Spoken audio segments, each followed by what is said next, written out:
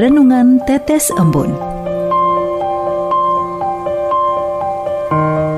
Renungan Tetes Embun, hari Minggu tanggal 2 April 2023.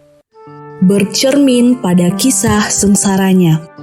Kutipan dari Injil Matius bab 26 ayat 14 sampai bab 27 ayat 66. Ia menjawab, "Dia yang bersama-sama dengan aku mencelupkan tangannya ke dalam pinggan ini, dialah yang akan menyerahkan aku. Anak manusia memang akan pergi sesuai dengan yang ada tertulis tentang dia. Akan tetapi, celakalah orang yang olehnya anak manusia itu diserahkan." Sobat Katolikana, hari ini adalah Minggu Palma dengan bacaan Injil yang begitu panjang. Terdiri dari 2 bab dan 98 ayat. Dan dalam setiap perayaan Minggu Palma setiap tahunnya, kita akan selalu mendengar bacaan ini dibacakan di hadapan umat. Dengan runut, Rasul Matius mengisahkan bagaimana awal mulanya Yudas Iskariot menemui imam-imam kepala dan melakukan transaksi dan perjanjian untuk menyerahkan Yesus. Pada cerita selanjutnya, dituturkan mengenai kisah perjamuan terakhir antara Yesus dan ke-12 orang muridnya. Kemudian Yesus dan semua murid ke Bukit Zaitun, dan sesampainya di sana, Yesus berdoa di Taman Getsemani. Ketika Yesus sedang berdoa, terjadilah tragedi yang kemudian menghantarkan Yesus untuk mengalami peristiwa sengsara hingga kematiannya di kayu salib. Sobat Katolikana, dalam kehidupan sehari-hari, barangkali kita pernah dipertemukan dengan orang-orang yang perilakunya seperti Yudas Iskariot. Orang-orang model begini biasanya dengan mudahnya memfitnah orang lain demi meraih ambisi pribadinya. Bahkan, mereka tidak segan-segan menjatuhkan orang lain dengan cara-cara yang kotor, bahkan cenderung tidak manusiawi.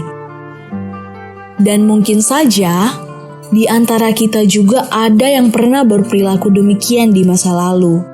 Misalnya saja, untuk meraih jabatan atau posisi tertentu di kantor, atau demi mendapat kepercayaan dari atasan kita. Apakah benar demikian? Jika benar adanya, Anda tidak perlu mengakuinya di depan saya.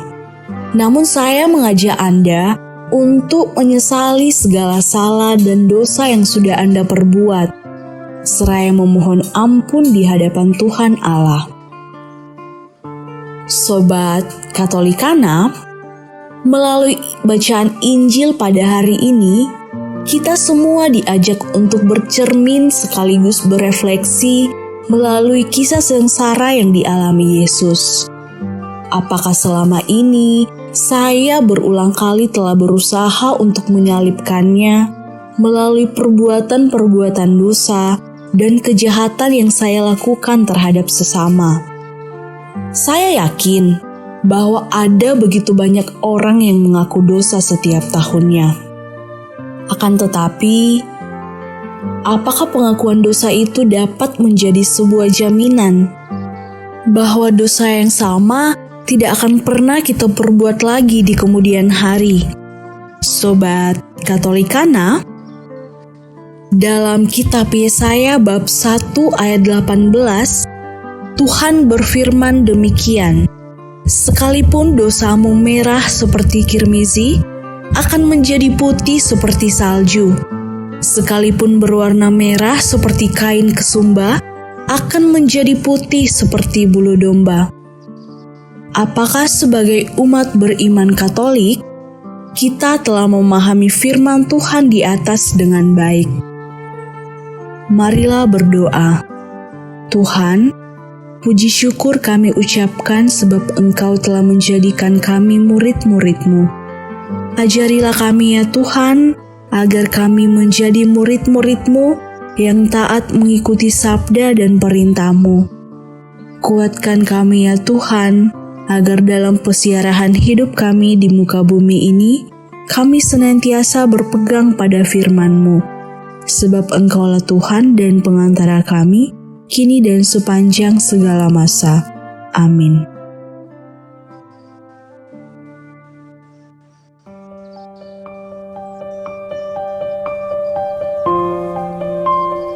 Demikian Anda telah mendengarkan Tetes Embun yang dipersembahkan oleh Radio Katolikana.